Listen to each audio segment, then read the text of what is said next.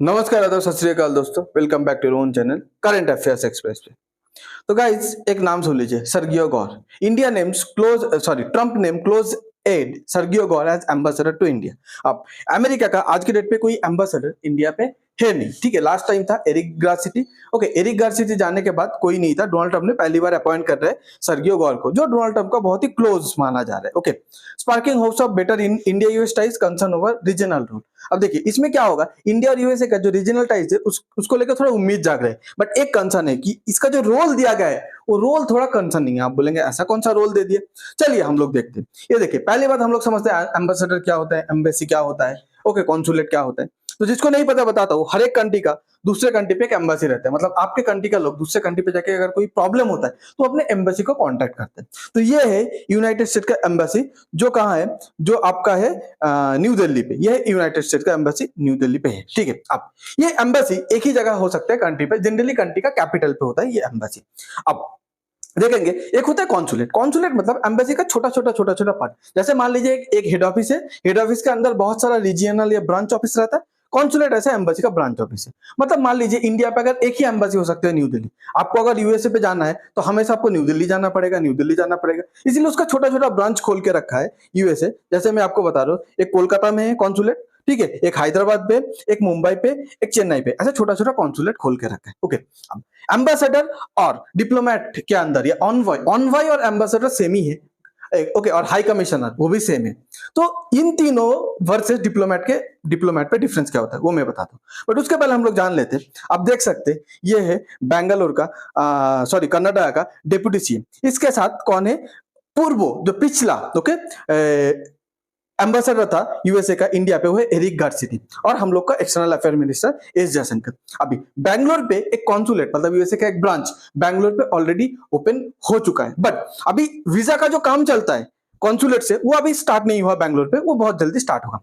अब एम्बेसडर के अंदर डिप्लोमेट काम करते हैं। मतलब आप, मतलब इंडिया का कोई भी इंसान जो कॉन्सुलेट बोलिए या जो एम्बेसी बोलिए यूएसए में जाके काम कर रहे हैं, वो हो गया इंडियन डिप्लोमेट। अब ये सब डिप्लोमेट का, सारे डिप्लोमेट का एक हेड होता है। जो हेड होता है उसको कोई एम्बेसडर बोलते हैं, कोई ऑनवाई बोलते हैं, या कोई हाई कमिश्नर बोलते हैं। ओके, तो ये आपको बता दिया एरिक ग्रासिटी, जो पहले मतलब सारा अमेरिका का जितना भी डिप्लोमेट इंडिया पे काम कर रहा है, कॉन्सुलेट बोलिए, एम्बेसी बोलिए, उन सबका हेड था एरिक ग्रासिटी। वो जाने के बाद, अभी वो जो बाइडेन के टाइम पे था, डोनाल्ड ट्रम्प जब से आया तब से कोई डिप्लोमेट सारा काम कर रहा था अपना, उन लोगों को कोई हेड अपॉइंट नहीं हुआ था। तो आज के डेट पे सर्गियो गौर को हेड अपॉइंट किया गया है, जो एरिक गारसिटी को रिप्लेस कर रहे हैं। ओके, आपको समझ में, ठीक है। अब सर्गियो गौर एक बहुत ही कॉन्ट्रोवर्शियल मतलब पर्सनालिटी है अमेरिका पे। आपको पता है डोनाल्ड ट्रम्प और इलॉन मस्क के बीच बहुत अच्छा दोस्ती था, एक दूसरे को बहुत सपोर्ट किया, मतलब इलेक्शन के टाइम। उसके बाद दोनों के बीच जो ब्रोमांस था वो खत्म हो गया, दोनों के बीच ब्रेकअप हो गया।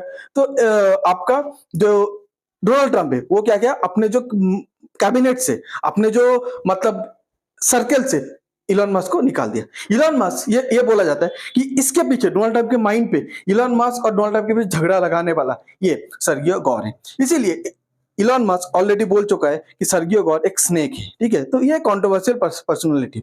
डोनाल्ड ट्रम्प और सर्गियो गौर के बीच रिश्ता बहुत ही नजदीक है। बट बात यह है, सर्गियो गौर जो इंडिया पे आ रहा है, इसका रोल बहुत ही कंफ्यूजिंग है। एक तो है डोनाल्ड ट्रम्प अपना बहुत क्लोज एक इंपॉर्टेंट पर्सन को भेज रहा है, कहाँ, इंडिया पे। एक अच्छी बात है, ठीक है। डोनाल्ड ट्रम्प शायद इंडिया को इंपॉर्टेंस देने के बारे में सोच रहे हैं, बिकॉज इंडिया चाइना की क्लोज जा रहे हैं। तो यूएसए को, अभी डोनाल्ड ट्रम्प को लग रहा है कि यूएसए को तो चाहिए इंडिया, तो अपना खास आदमी को भेज रहे हैं। बट इसका जो रोल दिया गया है, ये सिर्फ इंडिया को नहीं, इंडिया के साथ साथ ना ये बहुत सारे एरिया को संभालेगा, जो एक पॉइंट ऑफ कंसर्न है। डोनाल्ड ट्रम्प ये चीज सर्गियो गौर को अपॉइंट किया है, ये कब, पहले डोनाल्ड ट्रम्प हमेशा सोचता था इंडिया चाइना के बीच जितना फूट डाल चुका है अमेरिका, या जितना गैप क्रिएट हो चुका है बॉर्डर इशू को लेके, कोई भी चीज है गैप क्रिएट हो चुका है, वो जल्दी भरने वाला है नहीं। पर डोनाल्ड ट्रम्प कभी सपने में भी नहीं सोचा था कि मेरा टैरिफ ये सब की वजह से इंडिया और चाइना इतना जल्दी क्लोज आ जाएगा। तो जनरली आप देखिए, जब रिलेशन अच्छा था तब एम्बेसडर अपॉइंट नहीं किया, डिले कर रहा था। अब जब रिलेशन बिगड़ता है ना, उल्टा एम्बेसडर को बुला लेता है एक कंट्री दूसरे कंट्री से।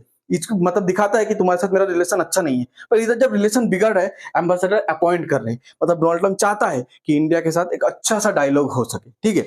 ओके, अब ये सर्गियो गौर को लेके बहुत तीन सबसे मेजर क्वेश्चन है। गौर इनएक्सपीरियंस विद इंडिया, पहली बात है पता है, गौर बहुत ही यंग है, ओके, ये अराउंड 40 पे, तो अराउंड 40 पे कोई मतलब डिप्लोमेट बन सकते हो, बट सारे डिप्लोमेट का हेड, वो भी इंडिया जैसे एक बड़ा country, vast country, different language, different culture, तो आप किसी देश के एम्बेसडर हो, मतलब उसको, उसी देश को आपको अच्छे से समझना पड़ेगा कि उस देश पे गवर्नमेंट कैसे चलता है, पीपल का मेंटेलिटी कैसा है, सेंटीमेंट कैसा है। तो गौर को तो इस इंडिया के बारे में कोई एक्सपीरियंस है नहीं, गौर का एज इतना कम है, तो इसको बना दिया, तो ये क्या डोनाल्ड ट्रंप को मदद कर पाएगा इंडिया और यूएसए का रिलेशन को इंप्रूव करने के लिए, जो आज के डेट पे इतना बिगड़ चुका है।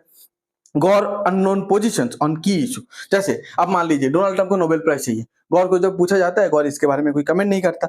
इंडिया यूएस का जो बायलैटरल मतलब ट्रेड रिलेटेड इशू चल रहा है, गौर को जब पूछा जाता है, गौर को ये trade issue, trade tariff and all, इसके बारे में उतना नहीं पता है। जब गौर को कॉम्प्लेक्स क्वेश्चन पूछा जाता है कि इंडिया चाइना का रिलेशन, इंडिया रशिया का रिलेशन और इंडिया यूएसए का रिलेशन, आप तीनों को किस नजर से देखते हैं, गौर मतलब अच्छे से आंसर नहीं दे पाते। तो एक डिप्लोमेट, ओके, ऊपर से डिप्लोमेट का हेड, जब एम्बेसडर बनते हो आप, तो आपको ये सब नॉलेज जो भी चल रहा है आपके कंट्री पे और आप जिस पे एम्बेसडर बन के जा रहे हो उस कंट्री पे, दोनों का बीच रिलेशन आपको एकदम एक्सपर्ट होना चाहिए।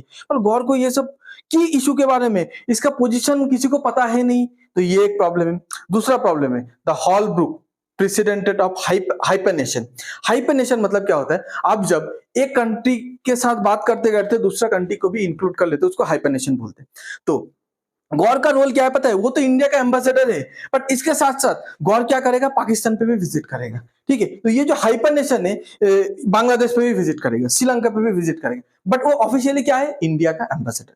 तो ऐसा जनरली नहीं होना चाहिए, आप जिस कंट्री का एम्बेसडर हो उसी कंट्री को लेकर आपका सरदर्द होना चाहिए। बट अमेरिका ने क्या किया, अमेरिका ने जो ये चीज किया वो बहुत ही मतलब अच्छा नहीं माना जा रहा है। तो अमेरिका जो सेंट्रल कमांड है, आप अगर इधर देखेंगे, ठीक है, मैं आपको दिखा रहा हूँ, ये देखिए, central and south Asia, okay, central and south Asia का जो कमांड था वो गौर को दे दी। गौर को बोला आप इंडिया भी संभालो, सेंट्रल एंड साउथ एशिया भी संभालो। अब साउथ सेंट्रल एशिया पे तो किर्गिस्तान, कजाकिस्तान, उज्बेकिस्तान, ओके, ये सब आता है, आर्मेनिया, ईरान वगैरह आता है। बट अगर आप देखेंगे साउथ एशिया, साउथ एशिया पे आपका इंडिया आता है, आपका पाकिस्तान आता है, अफगानिस्तान आता है, बांग्लादेश आता है, श्रीलंका आता है, नेपाल आता है, भूटान आता है। तो मतलब क्या इंडिया आज के डेट पे डोनाल्ड ट्रंप इंडिया और अमेरिका को एक सॉरी इंडिया और पाकिस्तान को एक साथ साथ देख रहा है, तो इंडिया को अच्छा नहीं लग रहा है, क्योंकि देखिए दोनों कंट्री बराबर नहीं है, एक टेररिज्म को झेल रहा है और एक टेररिज्म पैदा कर रहा है। दोनों की इकोनॉमी, एक भीख मांग रहा है और एक भीख दे रहा है, ठीक है।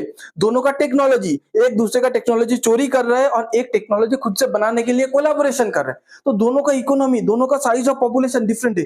दोनों कंट्री को अगर एक ही इंसान के अंडर दे दोगे तो ये चीज इंडिया को अच्छा नहीं लगा है, ठीक है।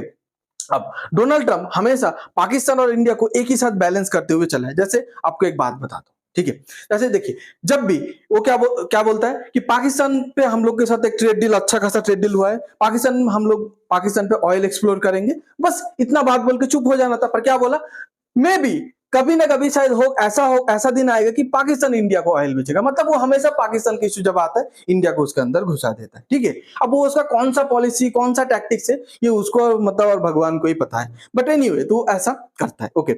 उसके बाद जब इंडिया और चाइना इतना धीरे धीरे क्लोज आ रहे, उस टाइम पे डोनाल्ड ट्रंप का जो ये मूव बहुत अभी क्वेश्चन खड़ा कर रहे हैं कि इंडिया चाइना का रिलेशन जब थोड़ा बहुत अलग था, थोड़ा बहुत फार अपार्ट था, तब आप एक इनएक्सपीरियंस पर्सन को ये रेस्पॉन्सिबिलिटी देता तो हो जाता। बट आज एक ऐसा पर्सन लाइक एरिक गार्सिटी या ऐसा कोई एक्सपीरियंस पर्सन को ये मतलब ये पदभार देना चाहिए था, ये पोजीशन देना चाहिए था, इंडिया का एम्बेसडर, क्योंकि इंडिया और चाइना बहुत क्लोज आ चुका है। अभी इंडिया को चाइना के मतलब चाइना के जो सर्कल पे इंडिया घुस चुका है और इंडिया के सर्कल पे जो चाइना घुस चुका है, उसमें दोनों को अलग करने के लिए एक शार्प माइंड चाहिए, शार्प ब्रेन चाहिए। पर गौर तो ऐसे ही इनएक्सपीरियंस है, सिर्फ डोनाल्ड ट्रंप का बहुत खास आदमी है, बहुत नजदीक है, इसीलिए डोनाल्ड ट्रंप इतना बड़ा पोजीशन उसको पकड़ा दिया।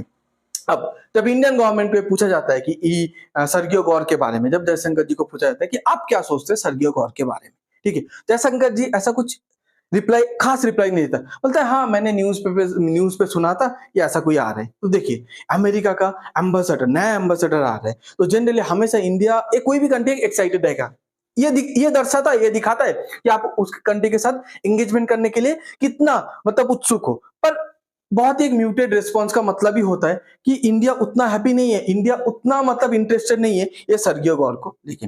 आपको अगर ये वीडियो अच्छा लगता है तो please like share and subscribe. आप ये सर्गियो गौर के बारे में क्या सोचते हैं, जो इतना कंट्रोवर्शियल इंसान है, वो इंडिया पे आ रहा है, इंडिया के साथ यूएस टाइज को वो सुधरेगा या और बिगाड़ देगा, इसके बारे में आप क्या सोचते हो प्लीज कमेंट करके बताइएगा।